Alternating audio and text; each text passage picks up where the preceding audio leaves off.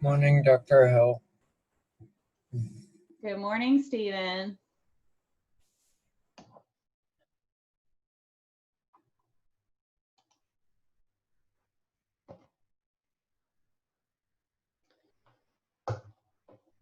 All right. We have most of the class. So I just want to remind you guys, if you are ever having internet or connectivity problems, or you keep getting kicked out of the class, please email me afterwards and I can send you a recording of the class so that you don't get left behind.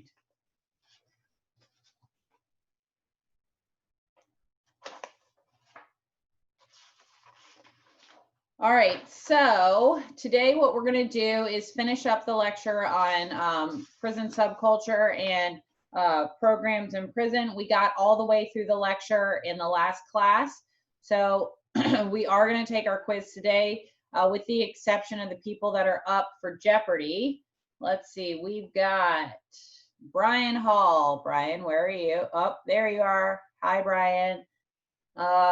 Vincent Marquez. I see you're here, but no camera. Like, can you hear me? You got it? Oh, there you are. Okay, so you'll be playing Jeopardy. And Olivia, let's see, there's Olivia. Okay, so Brian, Vincent, and Olivia, you three do not take your quiz today. And then on Tuesday morning, we're gonna have you guys play Jeopardy live, okay? All righty, so do we have any questions before we finish this lecture up today? All righty. Okay. So as you may recall, this was a two-part lecture, and we are looking at prison subculture, and then we're going to go through the prison-based rehabilitation programs that we offer in the U.S. I'm going to go through some of the most popular ones, and I'll be presenting research about the effectiveness, and then we can practice turning that research into policy implications.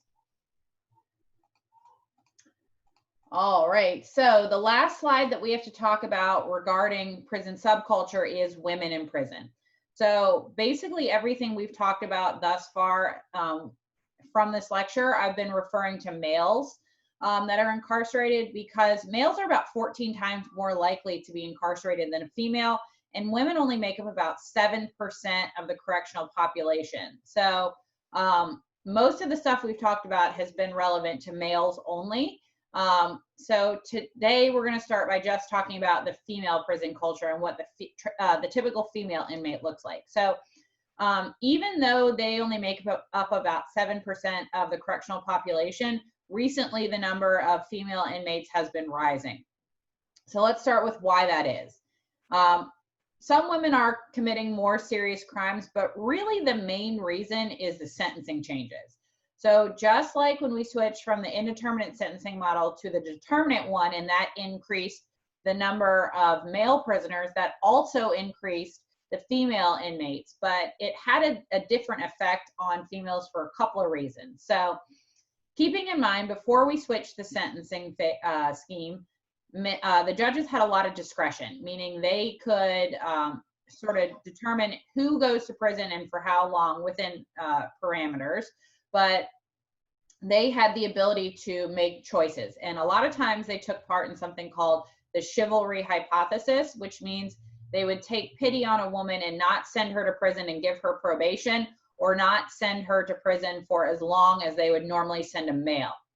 So there are a couple of reasons why they would do this. First, that discretion allowed them to be able to determine or to take into account why a woman participated in a crime, right?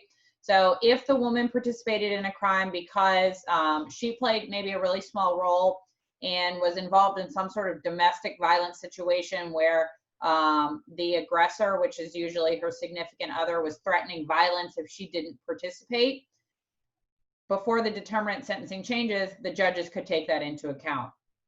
Or perhaps she was participating because she was economically dependent on this male, who said, if you don't participate, I'm not going to, you know, provide you food and shelter anymore. When we made those changes, the judges couldn't take that into account. Another reason is that when you switch to the determinate sentencing scheme, a lot of these punishments involved mandatory minimums, meaning it doesn't matter why you committed this crime or what role you played in the crime. If you get popped for it, you're getting a mandatory minimum. So take this example. A man is a drug dealer and he asks his girlfriend to drive him to pick up a large amount of drugs. Well, they get pulled over. They're both getting arrested for drug trafficking. So with the determinate sentencing scheme, the mandatory minimum says everybody that is arrested for drug trafficking gets at least 5 years. That is the mandatory minimum. Prior to those sentencing changes, the judge could see that she just played a minor role and would maybe give her probation and give him 5 years because he was the mastermind. But when we switch to the determinate sentencing scheme, that discretion is taken out of his hands.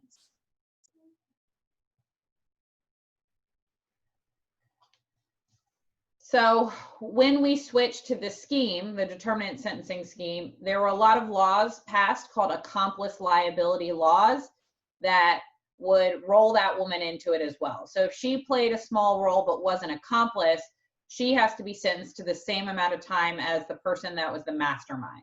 So all those reasons sort of coalesce into not allowing the judges to take into account a woman's role or reason for committing a crime.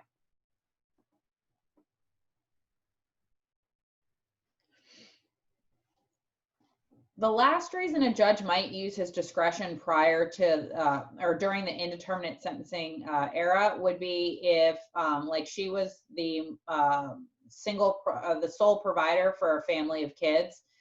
He might offer her probation so the kids don't have to go into foster care. But when we switch to the determinate sentencing scheme, mandatory minimums, accomplice liability laws, his hands are tied and he has to send her away for whatever the charge is.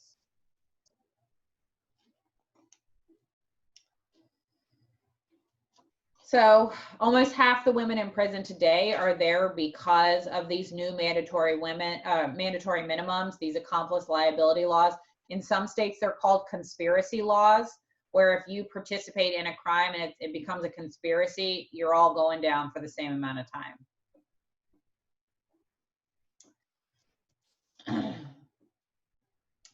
So there's another reason we've seen an increase in the number of women incarcerated. Who knows the most common crime that a woman is incarcerated for?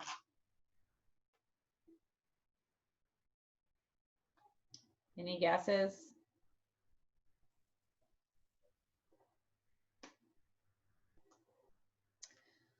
No guesses? All right, so I'll tell you. It is drug crimes. And when we, during the war on drugs, when we started harshly sentencing drug offenders, a lot of women were getting caught up in that. So with just that single bullet of sentencing changes, there are a lot of delicate, nuanced things that went into that. So the war on drugs, accomplice liability laws, all of that stuff led to the judges losing their discretion. So where they would have been able to make some accommodations for a woman because of her circumstances, the role she played, the reason why she participated in a crime, all that goes out the window and they're going down for the same amount.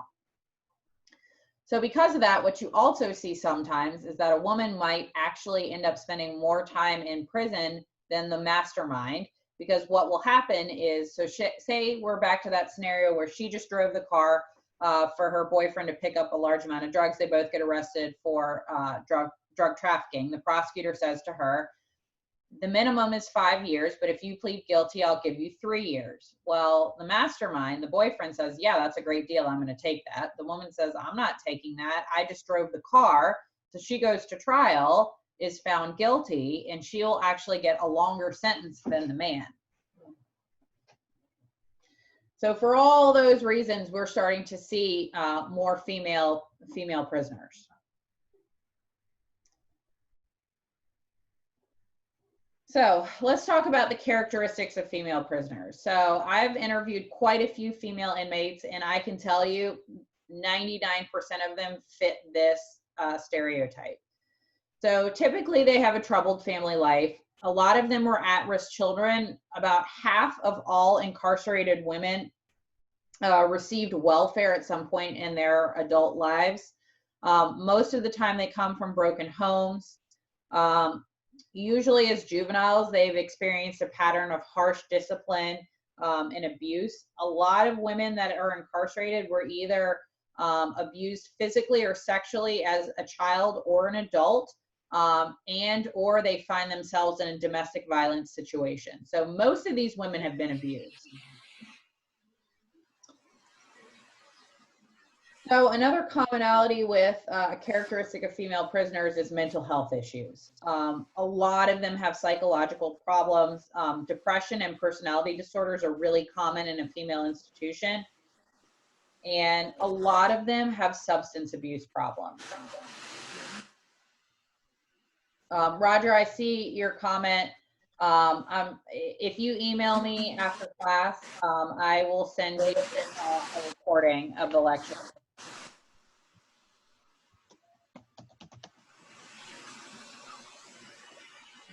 Hold on, I'm just typing that in case you can't hear me.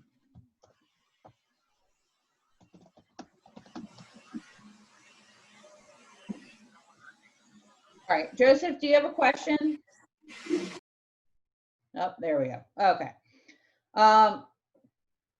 So a lot of them, like I said, have psychological problems. Another problem, most of them are addicted to drugs. They have a lot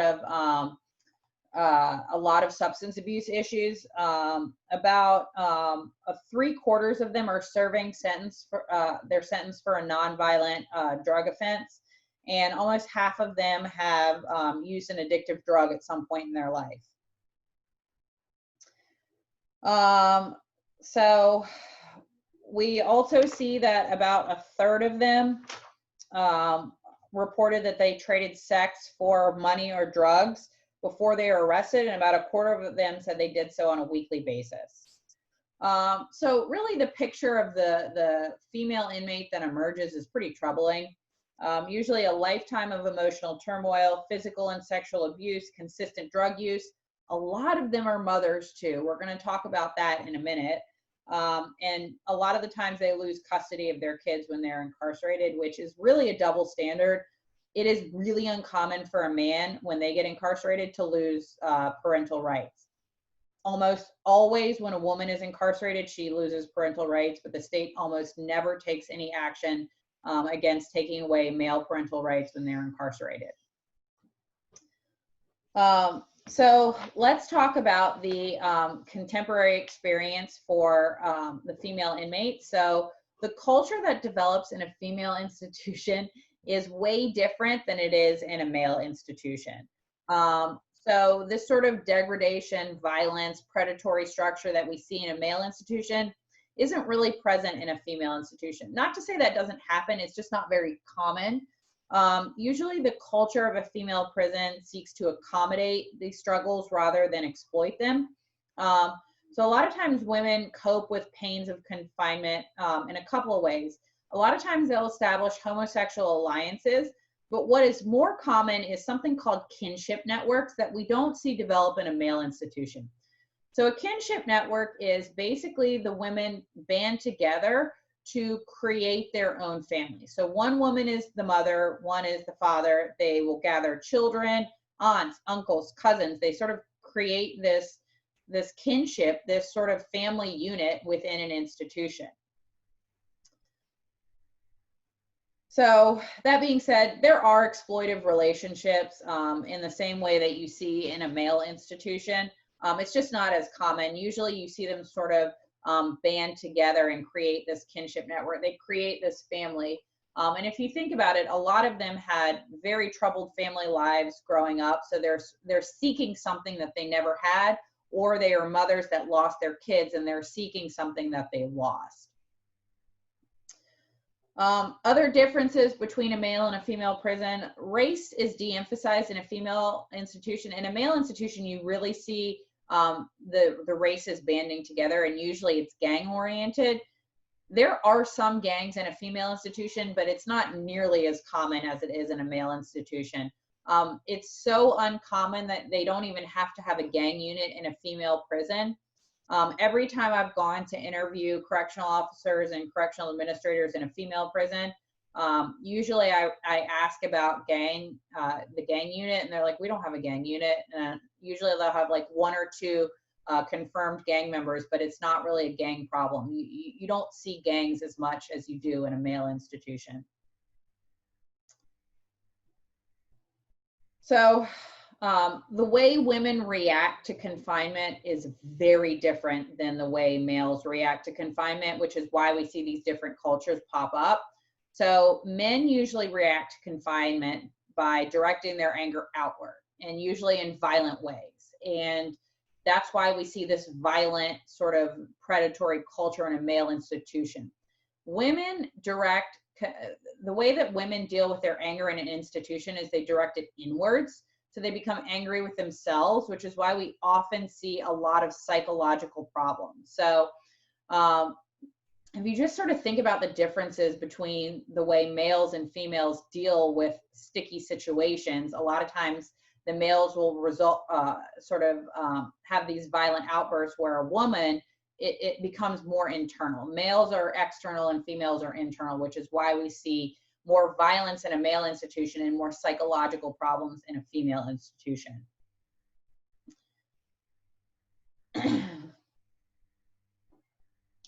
So because of these psychological problems, we see that women are much more likely to attempt and complete suicide while they're incarcerated. We also see a lot of self-mutilation. So that can be something as small cuts, like if you've ever heard of cutting, but they also are involved in something more complex called carving, where they will actually write phrases on themselves with a knife. Like I saw a woman in the psych ward of Camille Graham Institution that had carved "To Mother with Hate" right here on her forearm. And it was like all infected. And, they found that she had created a shiv just to carve that into her arm and immediately put her in the psych ward. So due to the movement towards new penology, we have more women coming into prison. We have, therefore, the less ability to provide rehabilitative services. So researchers are wondering if we're going to start to see shifts in the way that this female prison subculture is evolving, and we're wondering if it's going to start looking more like the male subculture because we can't focus on rehabilitation as much. So the last thing about women in prison that we need to talk about is motherhood in prison, because about 60% of incarcerated women are mothers. And what we're seeing here is that of these 60%, that's about 80,000 women nationwide, and they are mothers to about 320,000 children under the age of 18. So again, when we're comparing the experience of a woman being incarcerated to a male, knowing that most of them are mothers, that means that a lot of kids are having to grow up in foster care or grow up without their mother. So the question you have to ask yourself is, what is mass incarceration doing to these future generations of these kids? And that's something that we're going to talk about next week. So when most of these women that are incarcerated, a lot of them are the sole caretakers of the kid. So the question then becomes, what are we going to do with the kids when these kids or these mothers are incarcerated?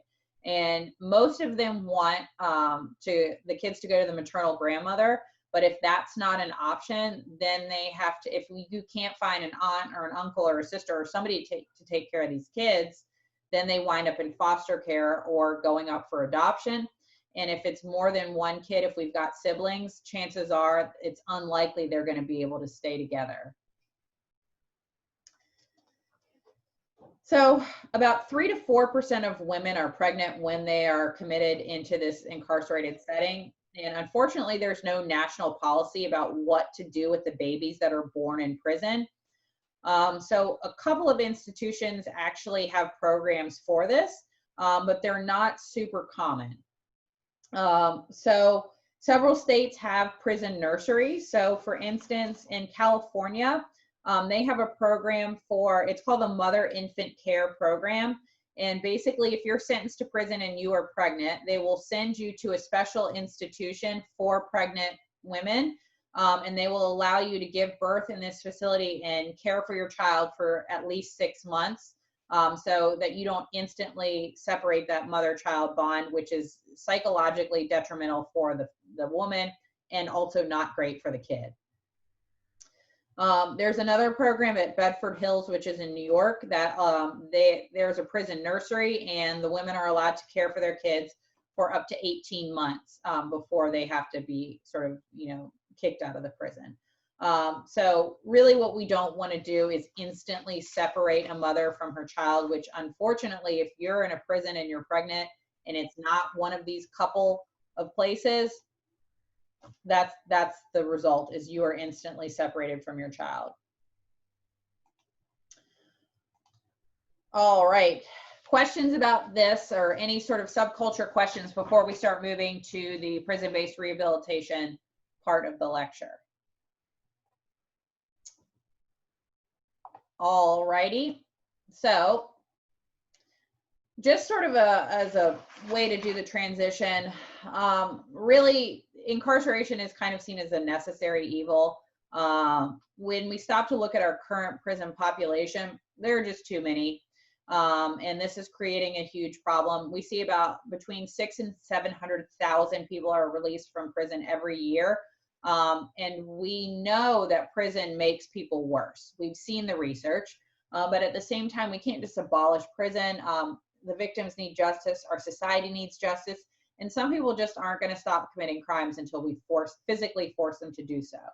So that being said, there are really two ways to maximize the prison system. The first way is to control the types of people that go into prison. And we do this through what we refer to as selective incapacitation, meaning we choose the worst of the worst to send to prison. And unfortunately, right now, when we switch to the determinate sentencing scheme, that is what we refer to as collective incapacitation, right? So when you have mandatory minimums that say, if you commit this crime, you're going away regardless of your reasonings or situation, that is collective incapacitation.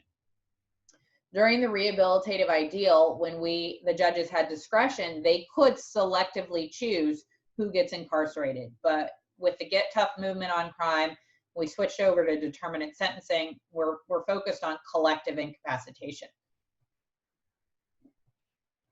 So the other way that we can maximize the prison system is to try to make the prison system more rehabilitative, and we do that through prison-based rehabilitation programs. So the prison-based rehabilitation programs, we're hoping to make this person better than when they were incarcerated, or at the very least, send them back the same, because we know prison makes you worse. So hopefully putting you in a prison-based rehabilitation program will even it out so that you don't come out worse than when you went in. But the goal here is really to send you back better so that you're less likely to commit another crime. So with that, we'll start talking about the different types of prison-based rehabilitation programs. So the first one we're going to talk about is prison education. And this is one of the most common ones that we've had. They've been a fixture in the American correctional landscape for over 150 years. We have seen these programs just start with basic literacy as far back as the U.S. reformatories that started in the 1870s. So education programs are some of the oldest programs that we have in our nation's prisons. And the rationale here is pretty self-explanatory. If you look at the stats of educational stats of our prisoners, which we're about to do, they're the ones that are likely to have these educational deficits. So researchers have estimated that almost half of America's inmates are illiterate if we're considering 6th grade as the cutoff, right? So that means that half of America's inmates cannot read above a 6th grade reading level. The average reading level of the incarcerated inmate is about the 5th grade. So on average, people coming out of prison read at about a 5th grade level. More than half of our inmates have not completed high school. And even when they have completed high school, they usually are testing about 2 to 3 grades behind the high school. So every time you are incarcerated, you are given the TABE test, which is the test of adult basic education, and it spits out a score of 0 to 12, which whatever score you get determines the level at which you're educated. So if you scored 8, that means that you are reading and writing and have the skills of an 8th grader. If you score a 0, that means you have no education and you cannot read, right? If you score a 12, that means that you basically have a high school education. So even when we give the TABE test to people that have graduated from high school, the ones coming into prison usually score around 8, 9. So they're usually about 2 to 3 grades behind the average person, that if you would give them the high school graduate, give them the TABE test, they would get a 12, but not most inmates. So because of this, we see a lot of institutions that offer education programs. So about 87% of all state and federal adult correctional facilities have programs.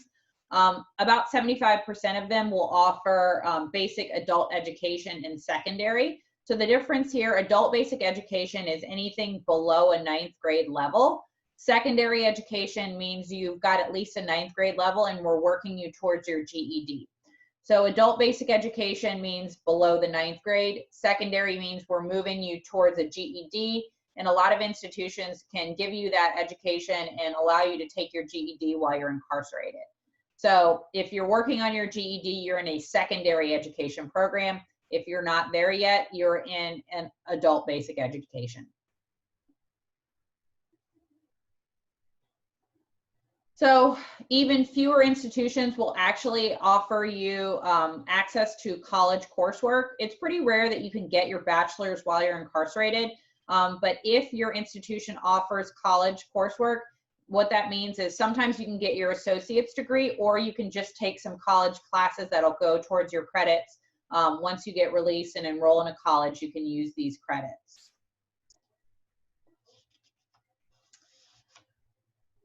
And because these programs are so popular, we see and because the inmates have such educational deficits, almost a quarter of all of our inmates participate in some type of education program. So let's talk about some of the stats. So the biggest problem for an institution, and most of them, like I said, most of them have an education program, but creating a program that spans somebody that can't read up to somebody that maybe has some college coursework. So creating and implementing these programs that span this wide range of educational deficits is the biggest problem for institutions that are trying to implement an education program. About a quarter of all institutions have mandatory education programs, meaning when you take a TABE test, if you score below what the nation considers to be literacy, you are forced to take literacy classes. So the federal government determines at what grade level we're going to consider you literate. So if you're one of those prisons, and what we've seen also is the federal government has steadily been increasing the grade level that determines literacy. So for instance, in the 80s, 6th grade was the cutoff, but now it's 8th and 9th grade. So if you're one of those prisons that requires mandatory education for illiterate inmates, every time the national government or the federal government says, this is now the new cutoff, that's more inmates that you have to teach how to read. So if you're not a prison that does mandatory education, usually you'll just use incentives to encourage enrollment. So like they'll give you good time for it. So for instance, if you partake in this literacy program, we'll shave 60 days off your sentence, or maybe they'll give you a daily stipend, or promise that they'll move you to a wing that you know, or a dorm that you want to be in, or put you on the waiting list for a program that you want to be in. All right, so let's go through some studies on the effectiveness, and then we're going to practice policy implications. So Cho and Tyler in 2010 found that those that participated in adult basic education, so that's anything below a 9th grade, had better employment outcomes in the form of they're more likely to get a job and have higher wages, but it didn't affect recidivism. So adult basic education will improve employment, but it won't affect recidivism. Then Anderson and colleague, or Anderson several years earlier found that you got to hit the GED. So once you get GED, we see reductions in recidivism. So just getting adult basic education will improve your employment outcomes, but it won't affect recidivism. But once you get a GED, that will reduce recidivism. And then Dew and Clark in 2014 found sort of the same thing. Adult basic education programs will improve employment. So we're seeing the research is pretty consistent here. Getting adult basic education improves employment, but once you get a GED, then we see reductions in recidivism. So this Anderson study, they found some differences amongst the groups. So this is helpful for a warden when they're trying to determine who gets a spot in these popular programs. So for instance, what Anderson found is that the GED program seemed to work better for young African-American males. So if you've got 3 spots left in an education program, you might want to choose a young African-American male because they seem to do better in these programs. So that's where research can really help policy when it comes to wardens choosing who goes into programs. It'll really help you get the best bang for your buck. All right, who wants to turn the Cho and Tyler finding into a policy implication? Let's take some volunteers.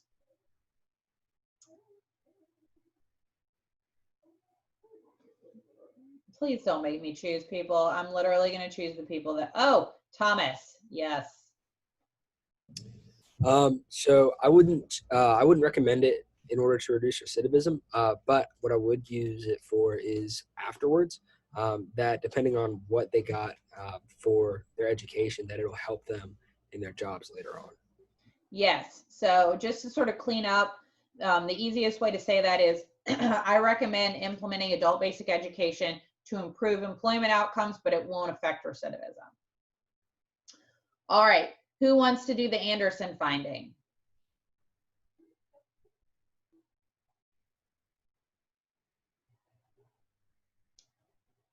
Come on, I will choose people.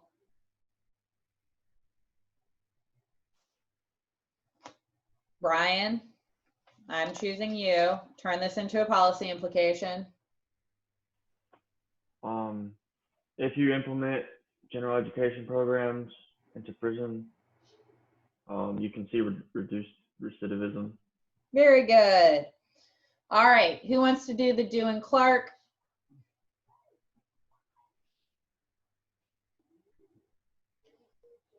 All right, Evan, how about you?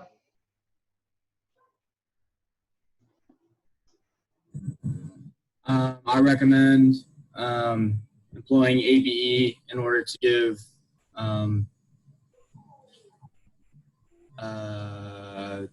them better employment outcomes. There you go. Very good.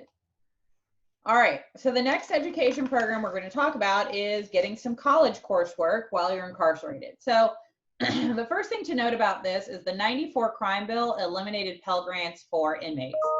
So Pell Grants are grants given by the federal government to people to get a college education, and the federal government determines who is eligible for a Pell Grant.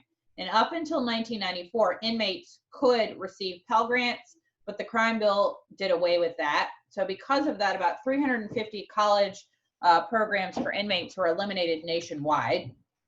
But despite that, there have been a lot of innovative efforts to get college education into a correctional facility. So they offer it in 2 formats, kind of like we're doing right now. You can do on-site learning where faculty members actually go to a prison and they sit in a classroom and give the inmates an education. So traditional face-to-face, or distance learning, so like we're doing now, but it wouldn't be like my class. Like if you have any online classes that are asynchronous, meaning it's like self-paced modules, that's kind of the way they do it with the inmates. So those are the 2 ways that they offer it. So now I'm going to go through, I'm just going to give you some examples of some of the college education programs that we have nationwide. I'll just give you 3 examples. So Boston University has a prison education program, and the courses are taught on site in a prison, by Boston University faculty. And if you want to be a part of this program, you have to apply for a scholarship. And if you get the scholarship, then you get tuition, the textbooks, and the supplies, and you can do this program. Otherwise, you have to pay for it yourself. Cornell also has a program, and it provides a liberal arts curriculum, and you can actually get an associate's degree while you're incarcerated. And it's offered at 2 local correctional institutions, and that is taught on site as well. Bard College also offers distance learning education. It's called the Bard Prison Initiative, and it provides several intro classes. So you can't get an associate's degree or a bachelor's degree, you can just get college credit, and it's distance learning classes. They have intro classes in philosophy, history, literature, art history, and also a writing class. And the cool thing about this program is that they actually have a debate team. So it's offered at 1 correctional institution, and the inmates that partake in this program can also be a part of the Bard Prison Initiative debate team. And do we have anybody in here that's ever been on a debate team before? No debate team? There was 1 student in my other class. So basically the way it usually works is they give you the sort of question or theme that you're going to be debating beforehand, and then the debate teams research the topic and then they debate. And the Bard Prison Initiative has their rivals is the Harvard debate team, and it's a big deal. Every year the Bard prison inmates debate the Harvard students, and a couple of years ago the inmates actually defeated the Harvard debate team, and it was a really big deal. And so I've included a link for this article. You're not going to be tested on it, but if you're interested, it's a really interesting article about how these inmates defeated the Harvard debate team. And I personally love this article because my entire life, my mom and my Aunt Lisa have been comparing me and my cousin Caitlin. Caitlin and I are like a month apart. We were born like a month apart, and we are the first 2 females of our generation to go to college. And Caitlin went to Harvard, and I went to USC because I wanted to go to a large Southern football school and get drunk and go tailgating. Anyways, so that was held over my head for a really long time. I did graduate with my PhD 2 years before Caitlin, so I feel like I've redeemed myself. But believe you me, when this article came out, I sent that to my Aunt Lisa right away, letting her know that a bunch of inmates had beaten the Harvard debate team. So it's a really cute little interesting article if you're interested. All right, so let's talk about the effectiveness, and then we'll practice one more policy implication here. So there have been a lot of studies on the effect of providing a college education for inmates, and most of the research has shown that inmates that receive any form of college education, we see a reduction in recidivism. We also see some differences amongst the groups as well. So for instance, these programs seem to work better for younger female inmates. So if you're in a female institution, you might be, that might be a great place to implement one of these programs. They work well for males as well, but for some reason we see a larger effect size with females. And some of these, one of these studies actually showed this full mediating effect that we like to see. So they saw that inmates that went through a college program had greater employment outcomes, and as a result were less likely to commit another crime. So who wants to turn this into a policy implication? Colton, let's see you do it.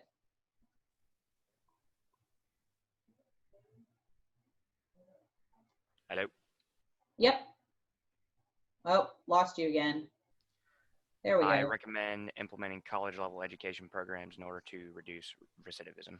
Very good. Yes, you can also throw in employment increase employment as well. That works. All right, let's talk about vocational education programs. So this differs from standard education reading, writing programs in that these programs teach you a trade or a skill, And a lot of times you can get your trade licensing while you're incarcerated, or just get all the materials ready. So as soon as you are released from prison, you can take that test and get accredited to do this job. So this is one of the most widely implemented programs as well, because it addresses the high incidence of employment failure amongst inmates. So the type of program varies widely. Basically, the way these programs work is that a correctional institution will partner with a local technical college and see if they'd be willing to teach some of their vocational classes at a prison. So usually the way that it works is they will, so say they offer 15 trades at a local technical college, they might offer 2 of those trades at an institution. So these are things like welding, landscape irrigation, computer network technology, HVAC, refrigerator repair, anything that requires sort of a trade education and a license. Those are the types of programs that they can offer. We also see cosmetology offered a lot at female institutions as well. So they partner with a technical college, and usually it will start with some classroom hours. So like 300 hours of classroom learning at the institution. And then what they also will do is allow you off-site to do some apprenticing or internship. So if you'll be allowed to be furloughed and be released from the prison to go do some apprenticing at this place for like 100 hours or something like that. And then depending on the institution, after you've completed your 300 hours and your 100 hours, I'm just giving examples of apprenticing, then you'll receive a certificate from the institution saying you've done that. And some institutions will actually allow you to take that accreditation or license test in the institution, and you can then walk out of prison with a license to be able to do this job right away. Not all prisons will offer that accreditation licensing, and they'll just give you all the materials that you need, so as soon as you're done, you can take that test and be licensed. So let's talk about the effectiveness. We're going to talk about 2 studies. So the first one, Wilson and colleagues 2000, this was a big meta-analysis, and they found that participating in vocational education can reduce recidivism by up to 22% and increase employment outcomes by about 34%. The next study was actually one that I published in 2016 with 2 colleagues. We studied the Spectre program, which was offered in, Spectre was a grant that the Department of Corrections in Florida applied for and received, and it implemented vocational programs in 12 prisons in Florida. And it offered vocational training in web design. You don't have to write all these down. Web design, construction project coordination, HVAC, landscape irrigation, culinary arts, computer literacy, plumbing, and computer network technology. And like I was saying, each of these 12 prisons partnered with a local technical college nearby. They received 400 or 300 hours of classroom learning, then 100 hours out in the field apprenticing. And then they received a certificate for completing these programs. And some of the prisons allowed them to get the licensing while they were incarcerated.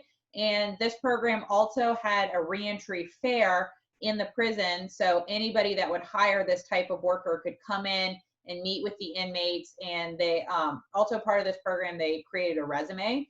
So they could meet with the inmates, look at their resume, do interviews on site. And a lot of these guys walked out of prison with job offers from these particular licensed place. So our study found that it reduced recidivism by about 3 to 11%.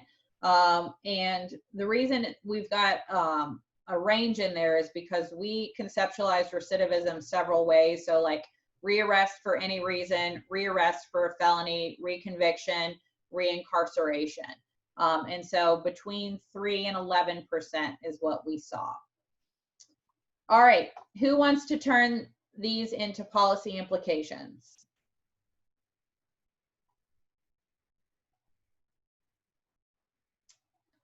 What do we think? How about Joseph?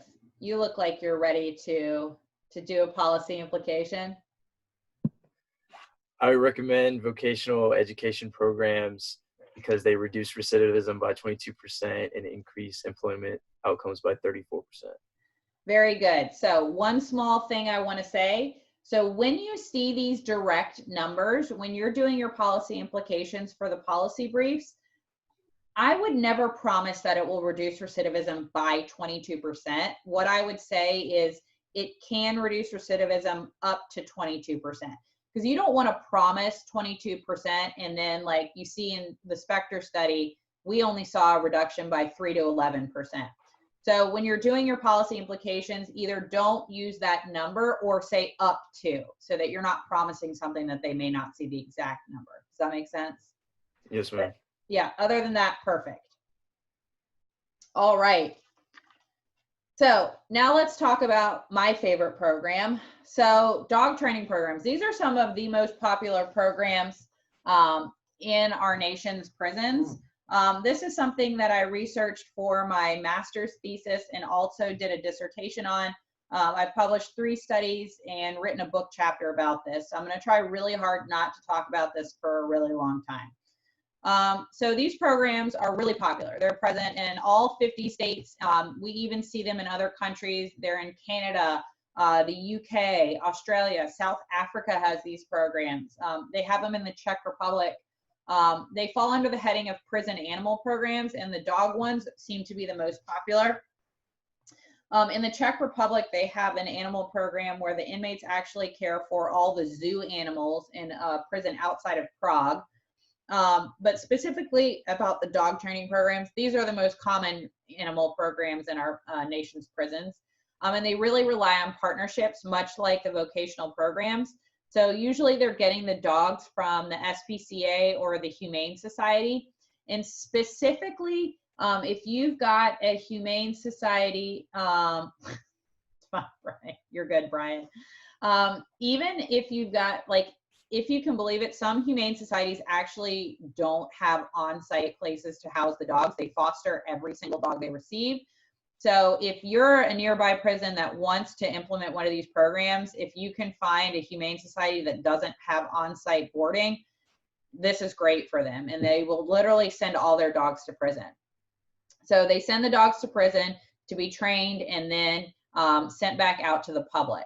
So there's a couple of ways that these programs are implemented. So what I just described is the community service model, where the dogs will come from a humane society or an SPCA. They go to prison for like 8 to 10 weeks, become socialized and trained, and then go up for adoption by the public. And you can actually go, like, if you go on the adoption websites for your local humane society, oftentimes they'll have a link for the prison dogs. If they've got that partnership, and you can click on that link and see all the dogs that are being currently trained at an institution and pick a dog to adopt once they get or graduated from this program. So that's the community service model. The second way these programs work is just socializing animals that are about to go into training to be service animals. So that's, you know, a service animal for a veteran with PTSD or a disabled child. Or if you've ever seen those seizure dogs, the ones that are trained to let their owner know right before they have a seizure, they can like smell it. And so they tell this person to sit down, or if they can't get to them in time. It's really interesting if you've ever seen someone having a seizure. These dogs are trained to put their body between the person's head and the ground so that they're not banging their head on the ground. So also police dogs, any sort of service animal dogs. Sometimes the trainers prefer to send the dogs to be socialized at a prison before they start training, because they can't start this specialized training until the dogs are, you know, 1 or 2 years old. But before that, they usually go to a foster home to be socialized. And a lot of these trainers prefer to send them to prison for a couple of reasons. One, these inmates are available 24/7. So most people that foster an animal have to go into work at least sometimes.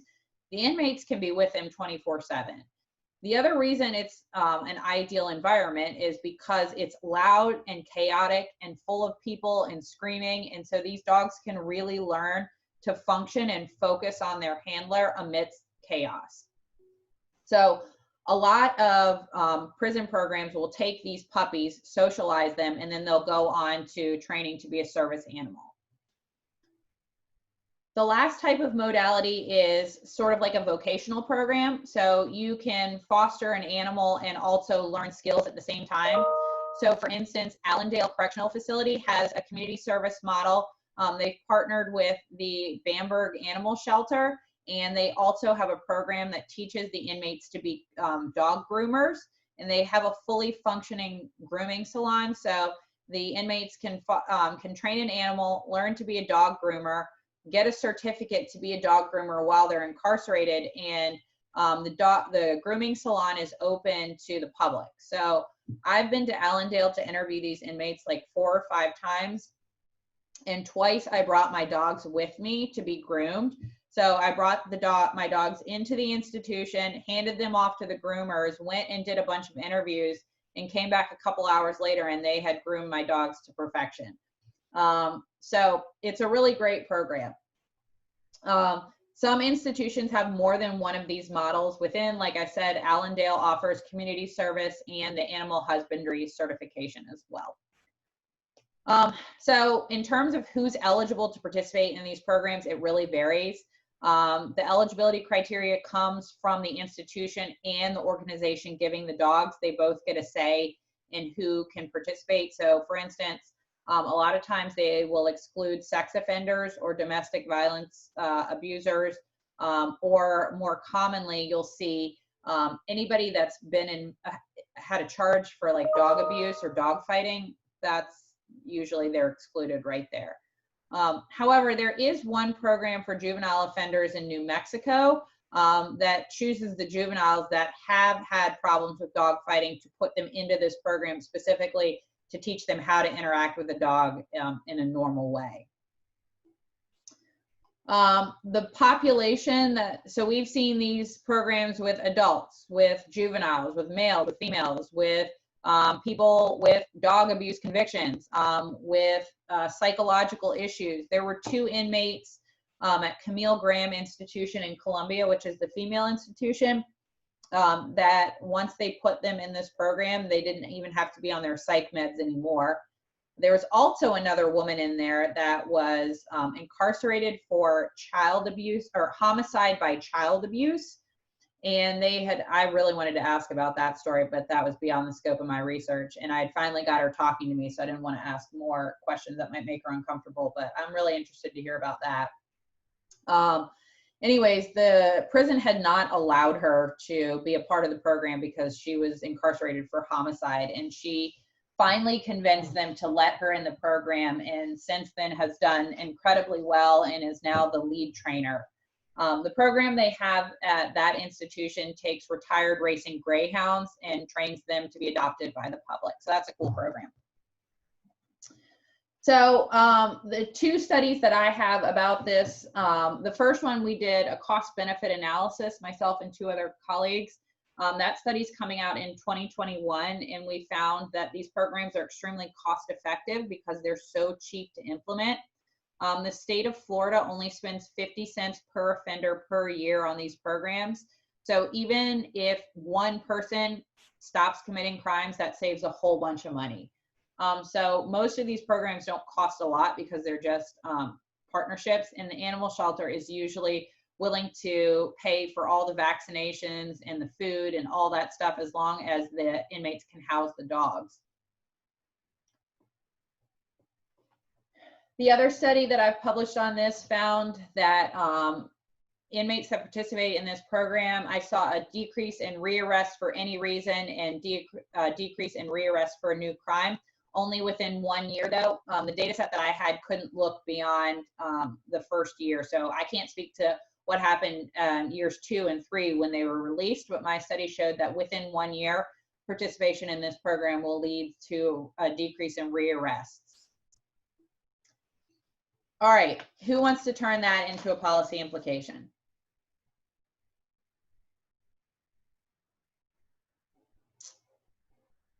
Who wants to go? I will pick on someone. All right, Ryan, turn that into a policy implication. I recommend dog training programs because they are cost efficient and they decrease in rearrest. Very good. That works really nicely. All right, so I just want to quickly show you some of the other programs in South Carolina. So in terms of the animal programs, Allendale has a dog program. They also have a cat program, a cat adoption program, and they have a beekeeping program. So this is one of the pictures I took when I was out there doing research. This guy right here on the right is in charge of the entire program, and you can see that large metal spike coming out of his back pocket. That's what they use to get the bee trays out. And I had a lot of questions about that because I thought that looked like an amazing shiv. And I was like, why are you guys allowed to have this? And he explained that, you know, we're allowed in this program because we behave really well, and we behave because we love this program. So he's the only one that has the key to the chest that holds those metal spikes. And at the beginning of every beekeeping session, he passes them out and then collects them at the end. Wateree Correctional Institution, which is in the middle of nowhere. I don't even know where, like, my GPS stops working about 3/4 of the way through that drive. They have a farm for retired racing thoroughbreds. And they also have a fully functioning dairy farm. So they have inmates that take care of the cattle and the baby calves. They supply milk to a lot of the correctional institutions in that area, as well as the meat, the cattle. So these are just two other pictures I took. These are some of the dogs. This is the cat mascot at the Allendale Cat Wing. So this is a cat that they adopted. This one's not up for adoption. It's like 20-something years old. It has arthritis. It's extremely fat. And they were really excited to show me this trick that it did. It sits up on its hind legs to get a treat. When I went into these wings to give surveys, I mean, I had a line of 20 inmates so excited to introduce me to their animals. It was really endearing. All right, so the last program we're going to talk about is cognitive behavioral programs. So these are, I'm going to tell you, I'm not going to present any research findings because we're going to present research findings throughout the semester, because these programs are easily malleable to different types of offenders. But spoiler alert, they work best out of any program. The problem is they're really expensive. So a lot of institutions can't afford to implement these programs. So this is born out of clinical psychology, and cognitive behavioral theory is all about changing the way that you think in an attempt to change the way that you behave. So the assumptions for this theory are threefold. The first, you have to assume that your cognitions or your thoughts affect your behaviors. Because if that's not true, then this therapy won't work at all. The second one is that people can monitor and alter their cognitive activity. So you can monitor your thoughts and you can alter your thoughts. And the third one is that changes in your thoughts or your cognitions can actually lead to changes in your behavior. So that's kind of the way this program works, is it teaches you to monitor your inner dialogue and to recognize when you're having high risk thoughts and sort of change those to low risk thoughts so that you can change your behavior. So the way this program works, if you're an institution, you have to pick one of the sort of core programs. One of the big ones is the Cognitive Thinking Skills Program. It comes with a big giant manual, and it's got very systematic lessons to teach these offenders. And the core components of this basically picks the thoughts that lead to criminal behavior. So for instance, impulsivity often leads to criminal behavior. So they have a whole module or lesson on teaching consequential thinking to reduce impulsivity. There's egocentrism. That one can be thought, you can teach offenders to reduce their egocentrism by teaching them social perspective and value enhancement. So each lesson is a thought that leads to criminal behavior, and it comes with a way to reduce that criminal thinking. So this particular program usually has groups of about 4 to 10 offenders. They meet 2 to 4 times a week, and there are 35 2-hour sessions that they have to go through. And they use a lot of different techniques like role playing, videotape feedback, group discussions, games, and practical homework. And you've got a lot of overlap, so you can really hammer these lessons home. So to give you a specific example, there's a cognitive behavioral program that's offered to probationers and parolees here in Charleston. It's called the Turning Leaf program, and this program is really cool. It actually pays offenders to participate in these programs. It pays them $10 an hour, and it meets Monday through Friday, and you have 2 classes a day, one from 9 to 12 and and then they have a break, and then they come back from 1 to 4. And they have a partnership with the city of Charleston, who pays them to go to these classes. And then if they graduate from these classes, they can put in an application to work for the city of or Charleston County, jobs that you can do with a felony. So I think you can be like a garbage man. There's all kinds of jobs that are available, and you can apply to work for Charleston County when you're finished. And the Turning Leaf program also has a screen printing shop in-house. So they will take orders from people that need t-shirts made, and they can make t-shirts, so they can put these guys to work while they're doing this as well. And I actually had the opportunity to sit in on a couple of these classes, so I can show you specifically how this program works. They used to offer Thinking for a Change, which is another one of those programs. So we just discussed the Cognitive Thinking Skills program, but another popular one is called Thinking for a Change, and it used to be offered to the inmates at Alcannon Detention Center, but about a year ago they stopped offering it because they were revamping their curriculum, and they're hoping to get back in Alcannon soon, probably post-COVID. So I went and sat in on this class, and they allowed me to take some pictures of their lessons. So this one right here is how to manage your anger. So first, identify the risky situation that triggers your anger. Then identify your thoughts. So again, we're talking about the cognitions. Then here, this is consequential thinking. So think about the possible consequences, and then identify the coping strategies that will help you calm down. So here we've got some other ones as well. How to manage your frustration. How to decide to say no. And here I'll show you my favorite one. So this is what they do at the beginning of every class. They call them thought trackers. So at night they send them home with homework, and they have to come in and they have to identify a triggering situation, the action they took, and the thoughts that they had during that led them to this action. And then they write it out on a big piece of paper, and then they come up one at a time, and we discuss it as a class. And then we go through and identify if it's a high risk or a low risk thought, if it's an action or an action thought. So this one, Ray, who was hysterical, he actually used the triggering situation that led him to have his parole revoked. So his triggering situation was that someone offered him a large amount of drugs that would put good money in his pocket. And after we went through this situation, I talked to him more about it. Apparently he had child support payment that was due later that day, and he didn't have any money for it. So this is how he made the money. So his action was he took the drugs.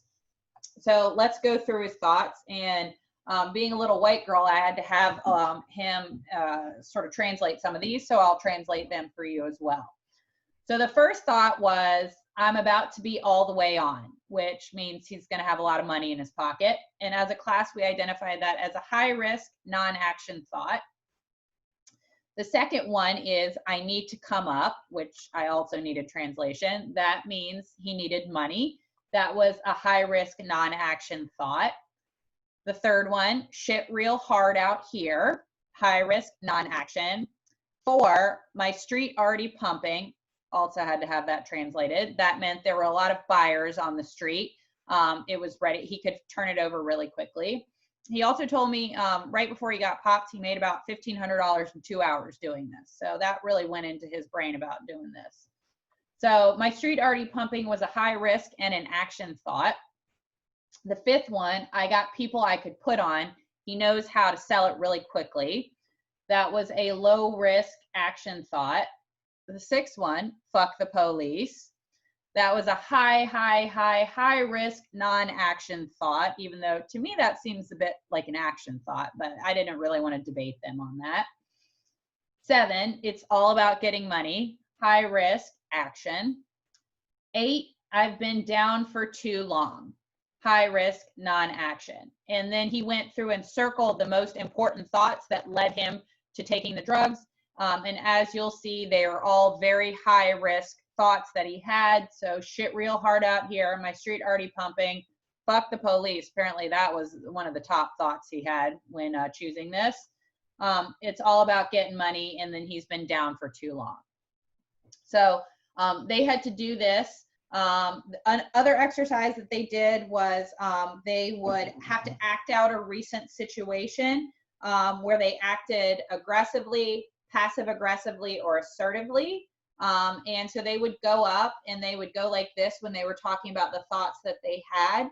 And then as a class, and the teacher would provide feedback, and they would tell us when they were having a bad thought, and the teacher would, then they would tell us a way that they could change that thought around. And I thought something that was really interesting about that too was sometimes they would change their thoughts, but Joe, the teacher, would say, what you're saying is right, but your body language is still very aggressive. Like a lot of them would have like clenched fists when they would be saying that. It was just little things that they didn't even realize they were doing because they had been incarcerated for so long that they were used to acting aggressively. So even if someone is saying the right things, but they've got their fists all clenched, on the outside to us, that means you're ready to attack me. So this was a great class. The guys really enjoyed the class. I had multiple men come up to me after class telling me how helpful this was to them in their particular circumstance. All right, do we have any questions about this before we call it a day? All right, very good. So let's see, just as a quick reminder, we have Brian. Is Brian still in here, or did he get kicked? Oh, Brian's there. Vincent, there's Vincent and Olivia. You three, do not take your quiz today. Don't take it. On Tuesday, we're gonna play Jeopardy live. Everybody else, starting in 5 minutes, you can take your quiz, and you have until 10:45 tomorrow morning to take it. So I see a lot of guys got kicked out of the class, so I will just send a recording to anybody that got kicked out. If you're in the class and you kept getting kicked out, or you just had trouble connecting or couldn't hear, send me an email and I can send you a recording of the class. All right, everybody have a nice weekend. I'll see you on Tuesday.